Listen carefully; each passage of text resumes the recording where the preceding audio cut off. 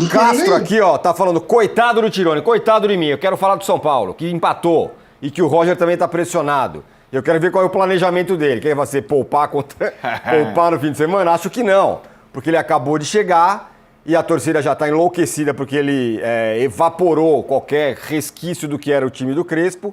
Agora o time do São Paulo joga com o Marcos Antônio na direita, joga mal. Aí ele põe o Cauli na esquerda, joga mal. Aí ele resolve colocar o Marcos Antônio no meio e pôr o Cauli na esquerda, o Cauli joga mal na esquerda. Quando esses caras vão pro meio, esses caras melhoram. Mas aí ele ficou animado, porque quando entrou os pontas, o São Paulo jogou melhor. Entrou o Ferreirinha de um lado, já tinha o Arthur de outro, aí o São Paulo chegou ao empate, naquilo que eu acho que foi...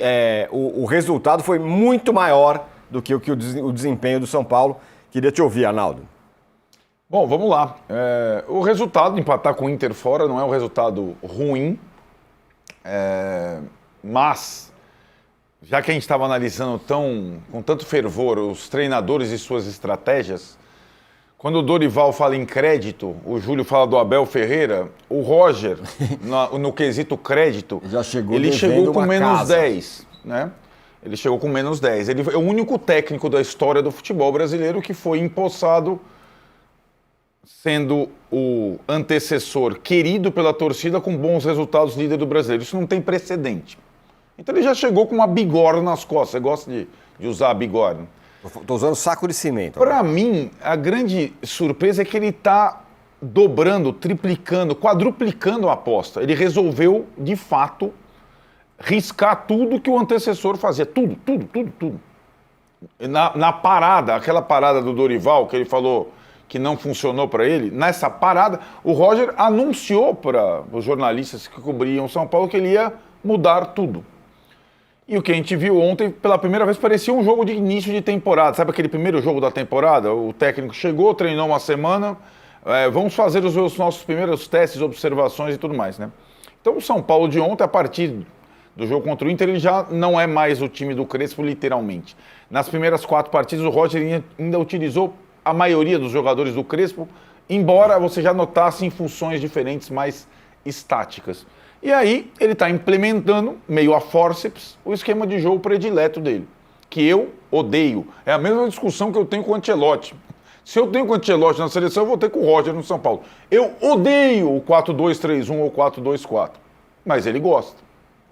E agora ele tem jogadores, ganhou mais um para colocar esse sistema, o Arthur, que até estreou bem ontem. O fato é que, para implementar o 4-2-3-1 no São Paulo, ele vai aniquilar os jogadores que se destacavam no São Paulo anteriormente. Sobretudo o Marcos Antônio, mas também você pode colocar o Luciano, o Danielzinho, talvez agora o Bobadilha que volte. E ele, ontem, não satisfeito com o primeiro tempo, que foi muito ruim mesmo, ele no segundo tempo colocou aquilo que parece, depois da entrevista, um pouco mais simples no vocabulário, e ele se esforçou para isso, né? Ele falou, diante da repercussão da última entrevista contra o Palmeiras, que ele ia tentar melhorar a comunicação com o torcedor, e ele foi explícito. Eu gostei e eu gosto de jogar com 2 pontas. Então, o São Paulo, que jogava sem ponta, passou a jogar de uma hora para outra com 2 pontas. Para você colocar 2 pontos, você tem que tirar 2 jogadores, certo? É uma matemática simples. E aí, acrescenta isso o volante, né? Que ele gosta também. E além de tudo, um volante mais fixo. O São Paulo não jogava. Então, o Pablo Maia. Então, com esses 3 caras novos, 2 pontos e o Pablo Maia, você tem que tirar 3 caras. Como o Caleri também joga e faz gol todo dia, né, Casão? Você não pode tirar o centroavante. Então, o Caleri também tá. Então, 2 pontos, o Caleri e o Pablo Maia. Faltam 2 vagas no meio para serem completadas. Vou te dizer a lista desses jogadores que disputam 2 vagas. Danielzinho, Marcos Antônio, Bobadilha, Cauli, que começou a entrar bem, e Luciano. São 5 jogadores para 2 vagas. O Crespo aproveitava praticamente todos eles. O Roger, preferindo o Ferreirinha, o Arthur, o Pablo, vai ter que fazer uma escolha. E ali, eu não acho que o treinador tem que pensar em qual jogador o torcedor gosta, mas ele tem que pensar no ambiente em que ele está se inserindo. O que o torcedor do São Paulo estava vivendo? Qual a ligação dele com o clube?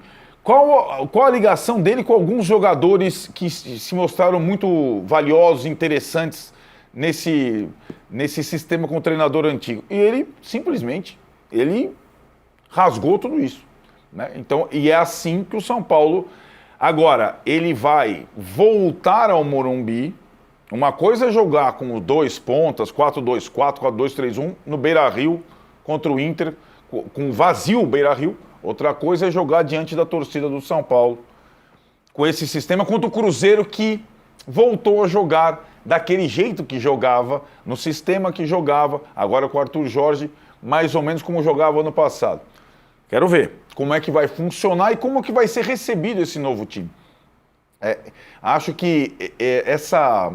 Eu lembrei muito, Tironi, tentando fazer uma associação com alguma sucessão no São Paulo em que o técnico chega com crédito zero ou negativo e faz uma transição não abrupta para o jeito que ele gosta de jogar. Bom, consegui buscar um exemplo lá na história, talvez os companheiros lembrem. O Muricy foi técnico do São Paulo um tempão, tricampeão brasileiro. Depois que perdeu mais uma Libertadores, um dia lá o Juvenal Juventus resolveu demitir o Muricy. O São Paulo jogava o Brasileirão de pontos corridos para ser tetra. E só não foi porque os bastidores deram um jeitinho, mas tudo bem. Entrou o Ricardo Gomes. Ricardo Gomes chegou, foi apresentado. Primeira pergunta, Gustavo Gomes, o Ricardo Gomes, São Paulo joga com linha de 3 zagueiros há milênios. Você vai usar a linha de 3 zagueiros? Ele falou, não, eu não gosto, eu prefiro linha de 4. É a mesma pergunta foi feita por Roger 50 anos depois. O Ricardo Gomes, no primeiro jogo dele, ele coloca a linha de 4. Ele ganha, acho que do Náutico, que era o lanterna do campeonato. Aí chega um treino, eu vou voltar para a linha de 3. Porque o time se sente mais confortável, os jogadores se sentem mais confortáveis, os torcedores se sentem mais confortáveis. O Roger não parece disposto a fazer esse movimento. Ele me parece disposto a assinar. E, cara, como é que você é tão autoral e tão convicto se você está com crédito negativo? Eu acho que é um contrassenso. Então, para ele convencer a torcida do São Paulo de tudo isso, os jogadores do São Paulo, vai dar um trabalho do cão, né? E agora não tem mais tempo para treinar. É só jogo, é o que a gente estava falando. São 18 jogos, já foi um, então agora são 17 em 2 meses para o São Paulo. Para mim, o São Paulo é uma completa interrogação. A possibilidade de ele continuar figurando entre os 4, 5 melhores do Campeonato Brasileiro é, para mim, cada vez mais diminuta. E se não é tão decisivo o jogo contra o Cruzeiro como é por Corinthians contra o Inter, eu acho que o jogo contra o Cruzeiro ele sinaliza o campeonato que o São Paulo vai continuar fazendo. Se ele vai continuar tentando ficar no grupo ali da Libertadores, ou se ele vai para as Copas, que já começa na terça-feira a Copa Sul-Americana em Montevidéu. A semana vai dar um cheiro do que vai acontecer com o São Paulo daqui para frente. Casão, deixa eu fazer uma pergunta para você, que envolve jogador de futebol. O Marcos Antônio, ele talvez não, com certeza era o melhor jogador do time na era Crespo. A ponto do Flamengo querer contratar o cara, do Rui Costa, que trouxe o Roger Machado, dobrar a aposta e fazer uma renovação com muita grana para o Marcos Antônio, porque afinal ele era o cara, né? O Danielzinho também jogando bem, tudo mais e tal. Sai o Crespo, entra o Roger. Aí o Roger fala, não, eu não gosto de você jogando onde você tá. Você vai jogar lá na ponta esquerda, como ele vem jogando. E o futebol dele simplesmente sumiu, evaporou tanto. Ontem ele foi substituído, jogou mal. Só jogou um pouco melhor quando foi pro meio. A minha pergunta é, quando um técnico chegava para você, ô Casão, você é centroavante, né? Legal, mas eu quero que você jogue de ponta direita. O jogador fala, não, ok, eu vou, ou ele argumenta, ou depende do jogador. Como funciona isso? Porque me parece claramente que ele está simplesmente sublimando, para usar uma palavra bem difícil, o futebol do Marcos Antônio, colocando ele lá, ali na ponta. Então, primeiro assim, o que o treinador mais sofre para montar um meio de campo funcional. O meio campo é a base de um time, por onde a bola mais passa. Então, os treinadores sempre tentam montar um meio campo. Quando uma equipe não joga bem ou tem uma fase ruim, é o meio-campo. O que nós discutimos do Fluminense e Corinthians? Meio-campo do Corinthians. E o meio-campo do Fluminense é muito bom, mas o Corinthians no meio-campo não funcionou. Então, sempre o meio-campo é muito discutido, né, numa equipe. O Crespo não foi demitido porque o time estava jogando mal. Foi demitido porque quiseram demitir. E como o São Paulo jogava? Quais eram os jogadores mais importantes do São Paulo na era Crespo, que o São Paulo estava líder? Marcos Antônio e Danielzinho. Inclusive, uma vez aqui, nós até comparamos, não o futebol, mas nós comparamos as funções da época de Josué e Mineiro. Dois motorzinhos, marca, sai pro jogo, coloca a dinâmica na partida e tudo mais.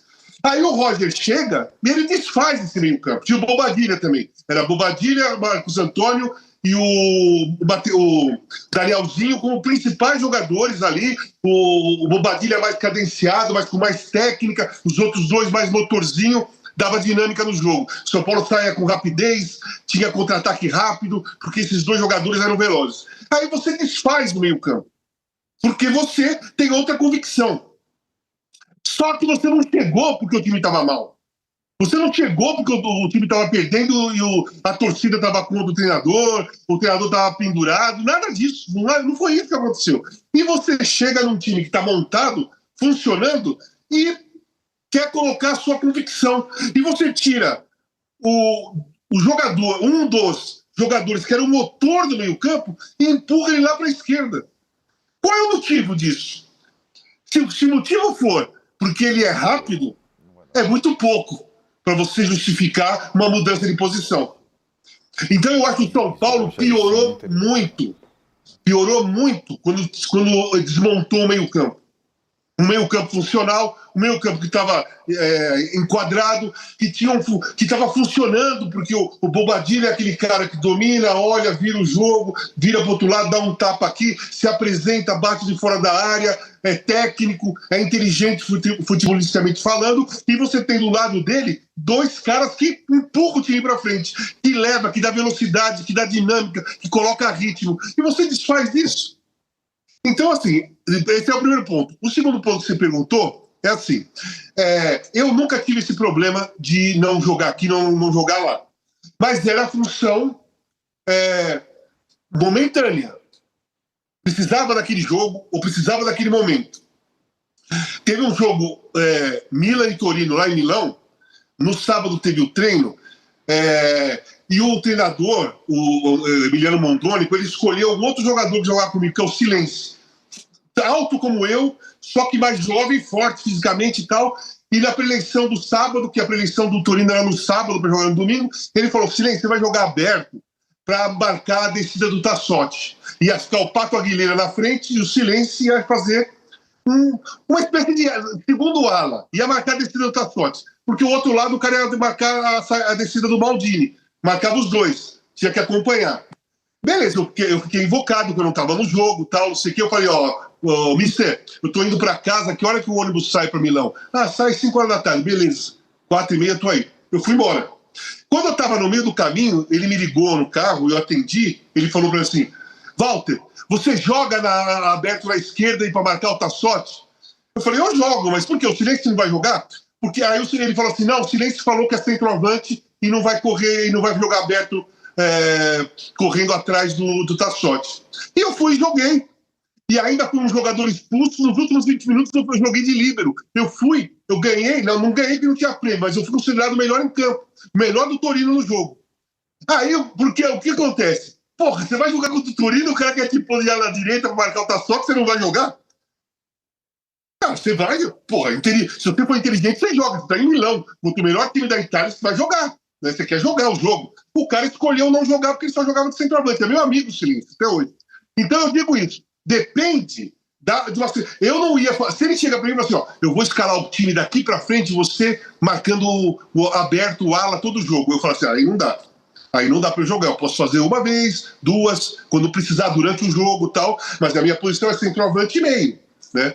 Eu jogava de segundo atacante, o primeiro atacante era o Aguilera, ou jogava Silêncio e Aguilera, eu jogava no meio, né? As duas funções. Lá foi um quebra-galho para aquele dia, um esquema tático para aquele dia. Então, Eu penso dessa maneira. Agora, você tirar definitivamente um jogador de uma posição que ele se sente confortável e que ele está jogando bem, para você começar a escalar ele definitivamente aberto na esquerda, aí não dá. Aí o jogador tem que conversar assim, ó, desculpa, Roger, desculpa.